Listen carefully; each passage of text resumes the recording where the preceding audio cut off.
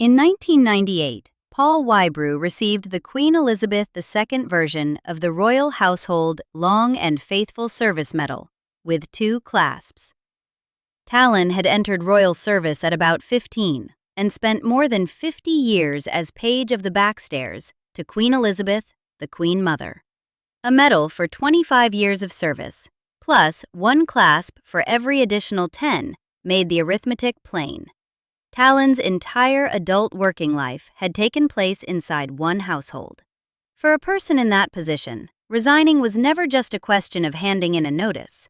The job could carry wages, meals, accommodation, rank, references, professional identity, and a place in a highly specialized working world. For some staff, leaving the post also meant leaving the property attached to it. The palace job came with keys, and the keys could disappear with the pay packet. Royal service was paid employment, but it was never simply a modern office job conducted in a grand building. In the 14th century, the English royal household employed between 400 and 700 servants. They worked across domestic, ceremonial, administrative, military, and specialist departments. By the 18th and 19th centuries, the titles became more familiar: footmen, housekeepers, messengers, waiters, porters, housemaids, gardeners, coachmen, grooms, gamekeepers, kitchen workers, musicians, craftsmen, and members of the yeomen of the guard. The National Archives describes the household as a collection of departments rather than one undifferentiated workforce. The Lord Chamberlain's department handled ceremonial, social, and artistic life. The Lord Steward's department dealt with kitchens, gardens, stables, fuel, food, and the practical running of the residence. Below stairs, the work was physical and exacting.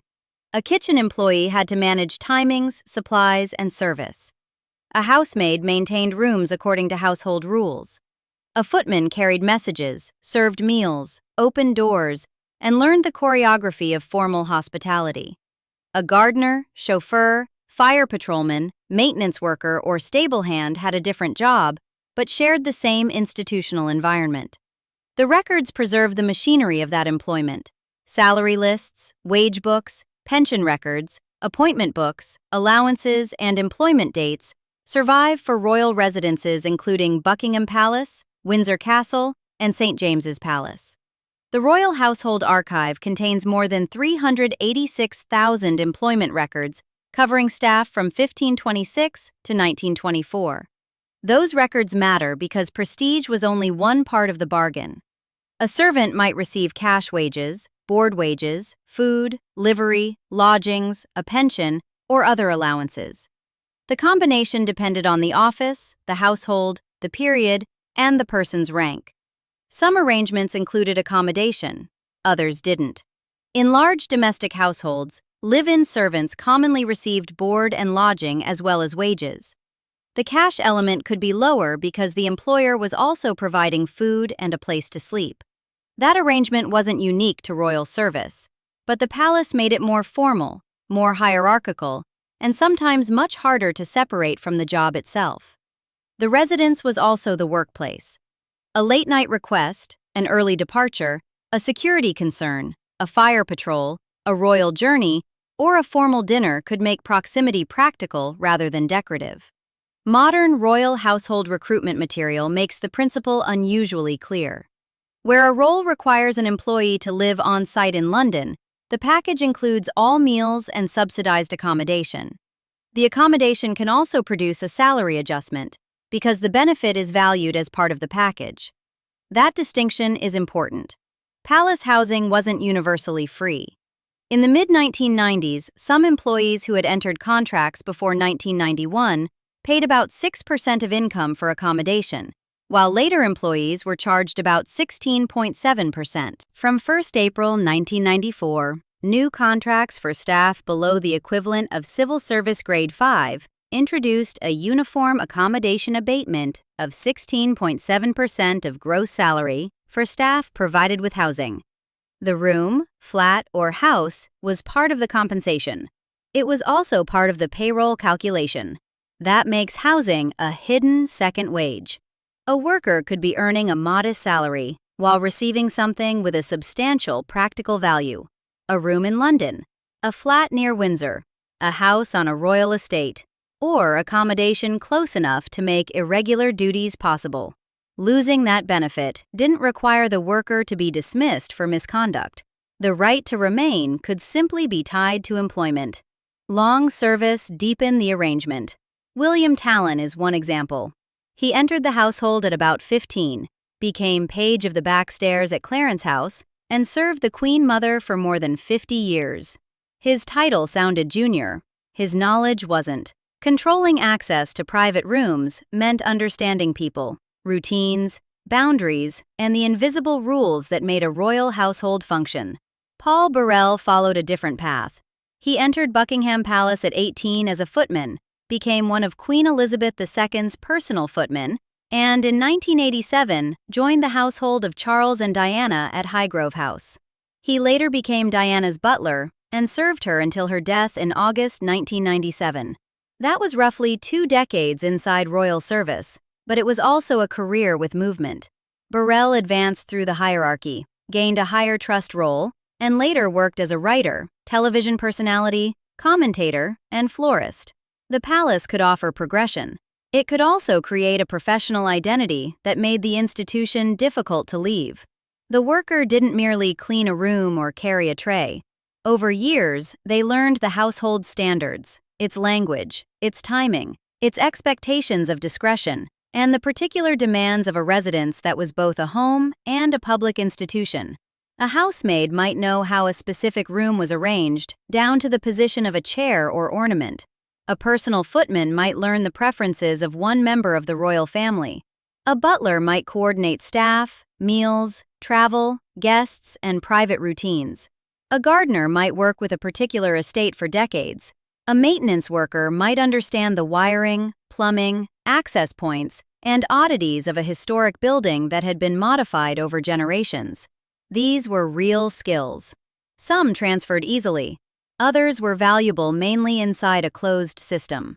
The records don't provide a representative data set showing how every former servant fared after leaving. That matters. There is no evidence here for a universal claim that palace workers became unemployable, or that they all had no qualifications outside royal service.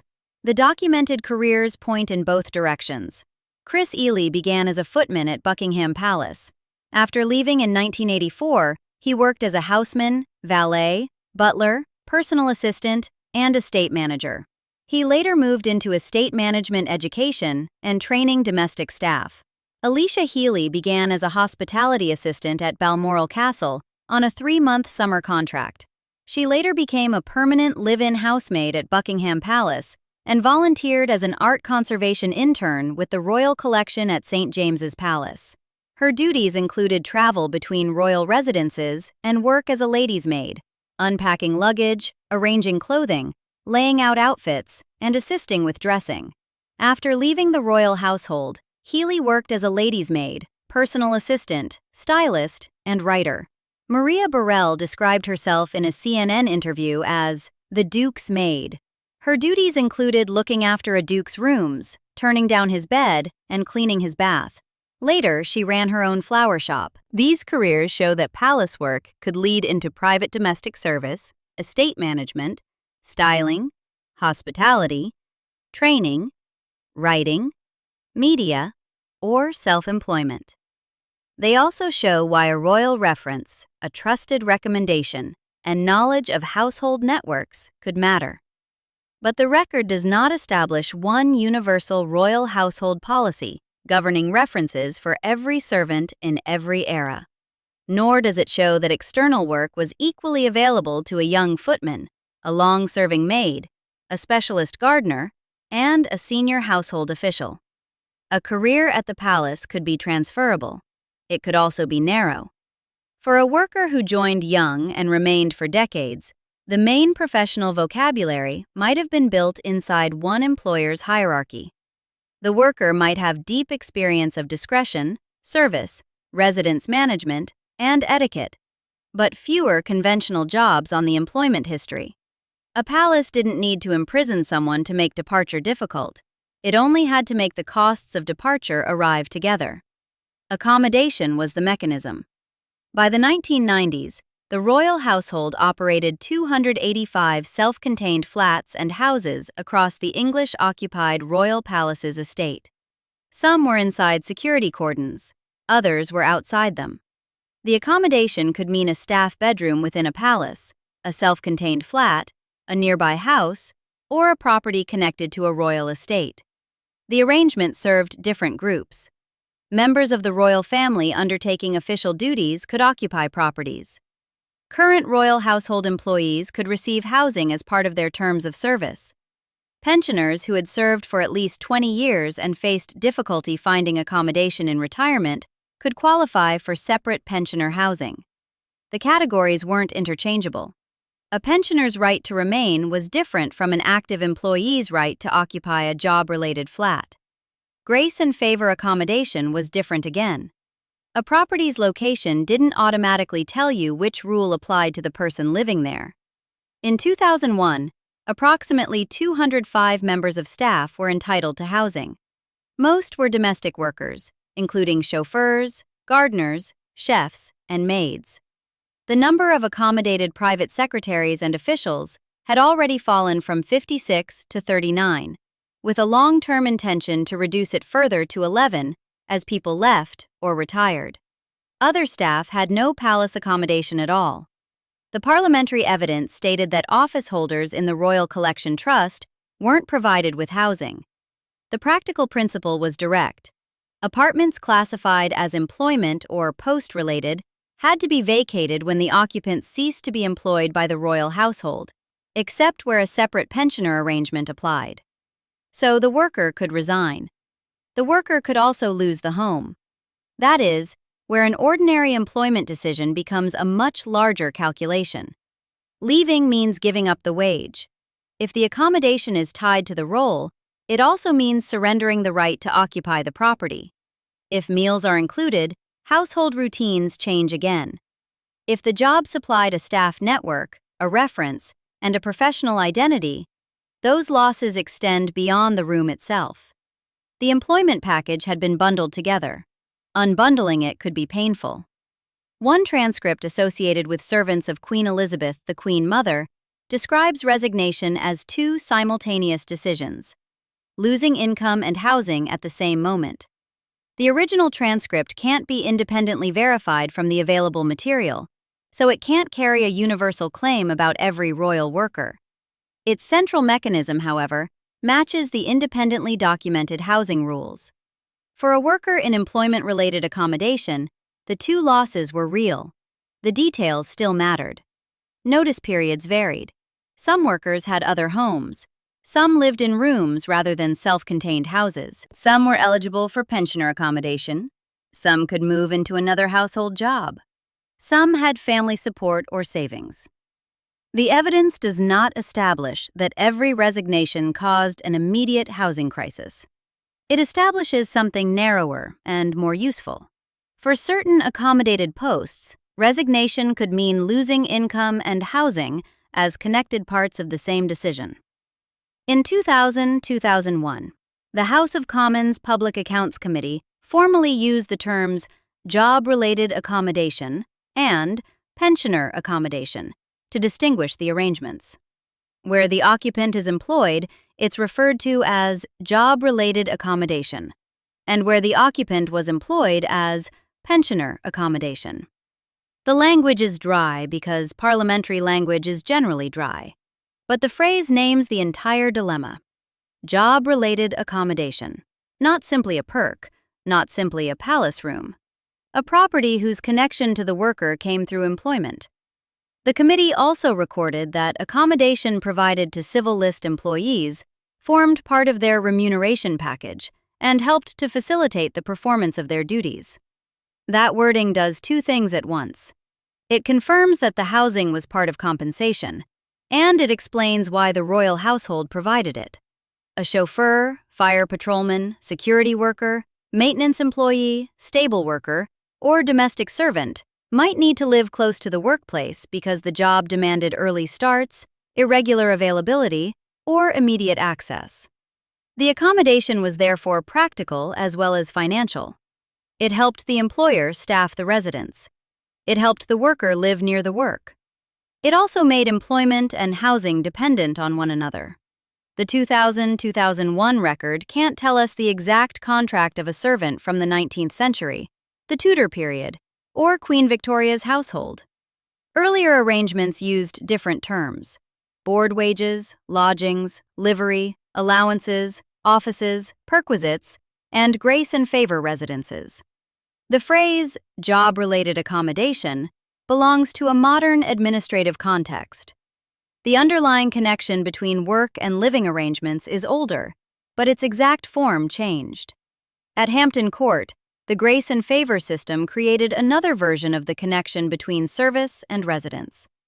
Historic royal palaces records apartments allocated to people who had served the crown or the state, including gardeners and other employees.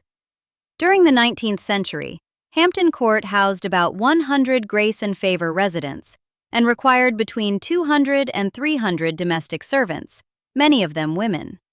The apartments averaged about 14 rooms, while some reached 40. Residents complained that certain apartments were damp, cold, and without hot water. Living in a royal residence didn't automatically mean living in luxury. It could mean a large, historic property with poor heating and an inconvenient plumbing system. Palace romance had a practical maintenance department. The same variation appeared in 20th century arrangements. Some residents paid no rent, others paid a charge. Some arrangements used salary abatements. In one period, the parliamentary evidence recorded 70 residents paying no rent and 164 paying some level of rent. The phrase, free palace housing, is therefore too simple. The better description is employment-linked accommodation that might be free, subsidized, rented, or valued through a deduction from salary. From 1 April 1994, the standard abatement for affected new contracts was 16.7% of gross salary. The accommodation had a price because it had a recognized value. A worker might look at the payslip and see a smaller amount than expected. The missing percentage wasn't necessarily disappearing into a mystery. It could represent the room, flat, or house that made the job possible. Then the worker faced the opposite calculation. If the job ended, the accommodation entitlement ended too. The Princess Margaret case showed the connection under especially visible circumstances. After Princess Margaret died in 2002, 10 of her servants were made redundant and reportedly ordered to leave their grace and favor apartments at Kensington Palace within about 3 months. One former chef reportedly applied for council housing. A Buckingham Palace spokesman said that when a member of the royal family dies, their staff, in effect, become redundant. The same report said that the same notice was being given for job-related accommodation. This was a redundancy case, not a voluntary resignation. It does not prove that every servant received the same notice, or that every worker leaving the royal household faced the same outcome. It does show the employment-home connection in a single event. When the household disappeared, the jobs disappeared. The housing connected to those jobs was also at risk. The worker's vulnerability wasn't necessarily a product of personal disloyalty or institutional cruelty. It could arise from the structure of the post itself. A residence needs people nearby. A worker accepts a lower cash wage because accommodation and meals make the package workable. Years pass. The worker becomes experienced, trusted, and identified with the household. The property becomes home. Then employment ends. The worker has lost a job. The worker may also have to move. That is why the title needs its qualification. The royal job you couldn't quit without losing your home wasn't every royal job. It was the accommodated post whose housing entitlement depended on employment. Royal service varied by role, contract, location, and era. A housemaid living in a staff room didn't have the same arrangement as an administrator commuting to St. James's Palace. A gardener on a royal estate didn't have the same employment bargain as a private secretary. A 19th century servant receiving board and lodgings didn't have the same contract as an employee under the 1994 pay system. A long-serving pensioner eligible for separate accommodation didn't face the same break as a newer worker with no such entitlement. The system contained exceptions because it contained different kinds of work. At one end were roles where proximity was operationally useful. Fire patrol, security, maintenance, stables, chauffeurs, gardening, cooking, and domestic service could begin before public hours and continue after them. Living nearby reduced travel time and made staffing easier. At the other end were professional and administrative roles that didn't require residence. Some staff went home after work. Some had their own homes. Some occupied jobs that came with status and experience, but no housing entitlement. The number of houses also changed. In the late 1990s, 285 self-contained flats and houses were recorded across the English-occupied Royal Palace's estate. In a later National Audit Office account, 145 properties were used by royal household staff who contributed 16.7% of gross pensionable salary towards accommodation costs. The later figure does not prove the terms of an earlier servant's contract. It does, however, show that the employment-housing distinction continued to operate through different categories and financial arrangements.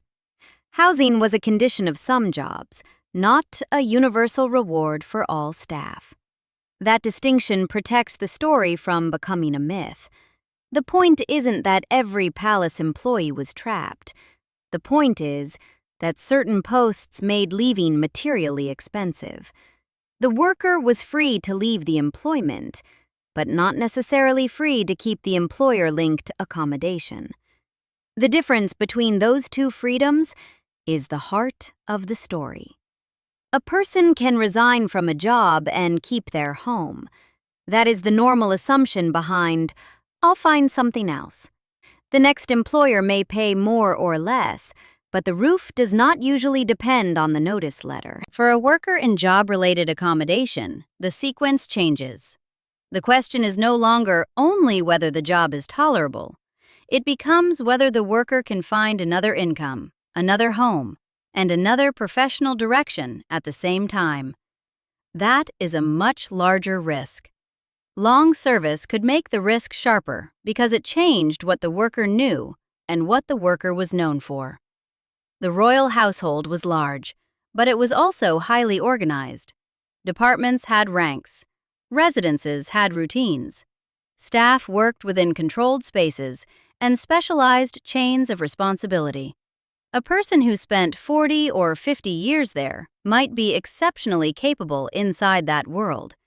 Their experience could include etiquette, discretion, domestic management, ceremonial timing, estate work, hospitality, or the handling of sensitive information. Those skills could be attractive to a private household or country estate. They could also be difficult to explain to an employer who wanted a conventional career history. The evidence supports individual examples rather than a general employment statistic. Chris Ely moved successfully through several forms of private service and estate management. Alicia Healy developed work across domestic service, styling, writing, and personal assistance. Paul Burrell used palace experience in writing, broadcasting, commentary, and business. Maria Burrell moved from domestic service to running a flower shop. Their careers demonstrate portability. They don't demonstrate that every servant had the same options, nor do the records establish a universal royal household reference policy. References and personal recommendations were important in domestic service more generally, but the available evidence can't turn that general pattern into one rule covering every royal employee across every century. The safest conclusion is that professional reputation could travel with the worker, but the worker's options depended on the skills, contacts, age, finances, and circumstances they carried out of the palace. For a young worker, leaving could be a career move. For someone who had spent most of adult life inside the institution, it could be a complete reconstruction. The palace also created identity. William Tallon's 50-year service wasn't just an accumulation of payslips. He became Backstairs Billy, a figure associated with the Queen Mother's household and its private routines. Paul Burrell's career likewise carried a strong identity of personal service, especially through his association with Diana. The Royal Household Long and Faithful Service Medal formalized this culture. It recognized 25 years, then rewarded additional decades with clasps. The institution didn't treat long service as an invisible inconvenience. It marked it, named it, and displayed it. That recognition could produce pride. A former maid whose work involved rooms, clothing, and domestic routine might regard the experience as a serious professional achievement. A footman who advanced to a trusted role could see the hierarchy as a career rather than a dead end. A gardener or estate worker might value the land, the craft, and the continuity of a royal residence. Workers weren't empty vessels waiting to be exploited by a grand institution. They made decisions, built expertise, formed relationships, and sometimes felt genuine loyalty. Material dependence does not cancel devotion. Devotion does not cancel material dependence. Both could exist in the same person, on the same shift, in the same room. A servant might care about the Queen Mother and still need the wage. They might be proud of the uniform and still worry about the rent. They might value the household's trust and still know that the flat depended on holding the post. The emotional connection made the job meaningful. The employment structure made the job difficult to leave. Those facts don't contradict one another. The same workplace could provide status, friendship, meals, pension rights, training, accommodation, and a sense of belonging, while also narrowing the cost of departure into one frightening bundle. A worker could stay because they cared, because they were well suited to the work, because they had built a life there, because the benefits mattered, or because losing the job would also threaten the home. Usually, several of those reasons operated together.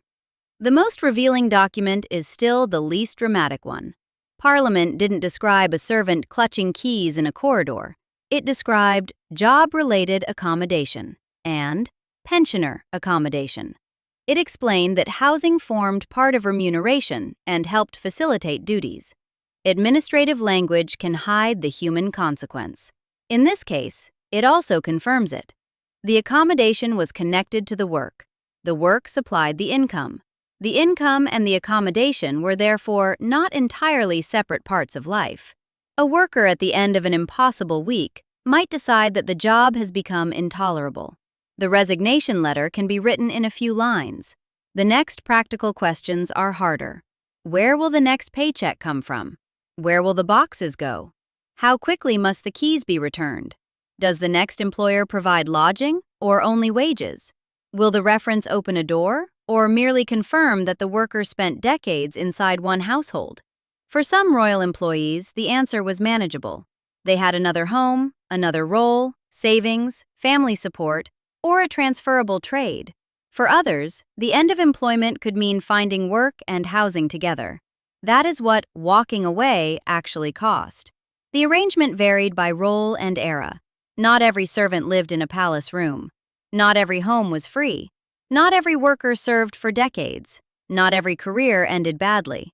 Some former servants moved successfully into private employment, estate management, training, media, styling, or business. Some long-serving staff qualified for pensioner accommodation. The qualification does not weaken the mechanism. It makes the mechanism accurate. Royal service could bind wages, housing, identity, and future prospects into one employment bargain. When those elements were bundled together, loyalty became materially sticky. A worker could freely resign in principle while facing a very unfree-looking practical calculation. The job was one thing, the keys were another. But under the right contract, they traveled together.